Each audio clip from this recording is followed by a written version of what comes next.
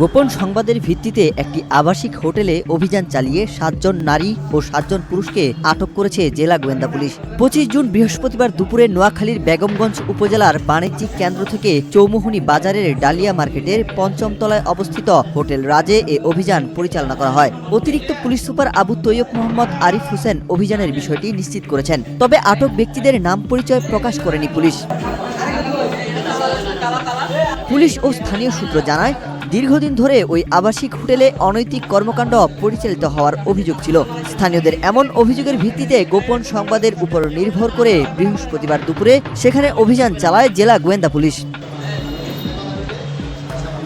অভিযানকালে hotel থেকে ৭ জন নারী ও ৭ জন পুরুষকে আটক করা হয়। অভিযান শেষে আটক ব্যক্তিদের জিজ্ঞাসাবাদের জন্য জেলা গোয়েন্দা পুলিশ কার্যালয়ে নেওয়া হয়। তাদের মধ্যে এক নারী ও এক পুরুষ নিজেদের স্বামী স্ত্রী বলে দাবি করেছেন বলে জানিয়েছে পুলিশ। জেলা গোয়েন্দা পুলিশের ভারপ্রাপ্ত কর্মকর্তা মোহাম্মদ মহিউদ্দিন বলেন, গোপন সংবাদের ভিত্তিতে অভিযান চালিয়ে ১৪ জনকে আটক করা হয়েছে। তাদের মধ্যে কিছু ব্যক্তি দেহ ব্যবসার সঙ্গে জড়িত এবং কিছু নারী পুরুষ পরকীয়া সম্পর্কের সূত্রে সেখানে অবস্থান করছিল বলে প্রাথমিকভাবে জানা গেছে। বিষয়টি তদন্ত করে প্রয়োজনীয় আইনগত ব্যবস্থা নেওয়া হচ্ছে।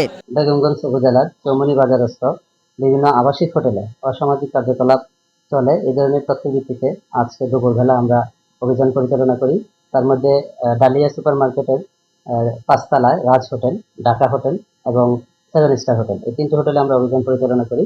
3টি হোটেল থেকে মোট আমরা ১৪ জন নারী ও পুরুষ কে আটক করতে সক্ষম হই। অসামাজিক কার্যকলাপে জড়িত থাকার দায়ে তাদেরকে আমরা আটক করে আমাদের হেফাজতে নিই এবং এর বিষয়ে তাদের বিরুদ্ধে আইনানুগ ব্যবস্থা গ্রহণ করা হয়। আর এই অসামাজিক কার্যকলাপ এর মাধ্যমে যুব সমাজকে ধ্বংসের হাত থেকে রক্ষা করার জন্য আমাদের এই অভিযান, এই প্রয়াস এবং এটা অব্যাহত থাকবে। মাননীয় পুলিশ সুপার স্যার আমাদেরকে সেই নির্দেশনা দিয়েছেন।